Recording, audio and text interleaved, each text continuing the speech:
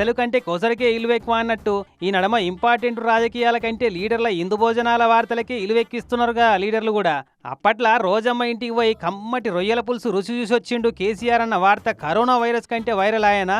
అదే టైంలో ప్రగతి భవన్కి వచ్చిన ఏపీ సీఎం జగన్ సార్కు పంచపక్ష పరమాన్నాలు తెలంగాణ స్పెషల్ వంటకాలతోటి విందు భోజనాలు చేపించిండు కేసీఆర్ సారు అన్న ముచ్చట కూడా బాగానే వాడుకున్నారు అపోజిషన్ పార్టీల లీడర్లు. వీళ్ళు ఇచ్చిన అలుసే కదా, వాళ్ళు పెట్టిన పులుసు తిని వీళ్ళు అలుసు ఇవ్వడం వల్లనే కదా ఈ రోజు ఈ పరిస్థితి వచ్చింది. శ్రీమతి రోజా గారు పెట్టిన రాగి సంకటి రొయ్యల పులుసు తిని రాయలసీమను రతలాలసీమను చేస్తా అని చెప్పి ఏ బేసిన్లు లేవు బేసిజాలు లేవు మీరు కొట్టుకపోండి అన్నాడు.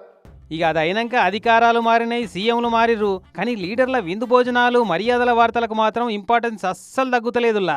ఇక మళ్ళా ఇప్పుడేమో ప్రజాభవన్లో రేవంత్ సార్ను కలుద్దామని వచ్చిన ఏపీ సీఎం బాబు సార్కు కమ్మటి ఇందు భోజనం కొసిరి వడ్డిచ్చి పాద పూజ చేసిండు అన్న ముచ్చట కూడా జోరందుకుంది.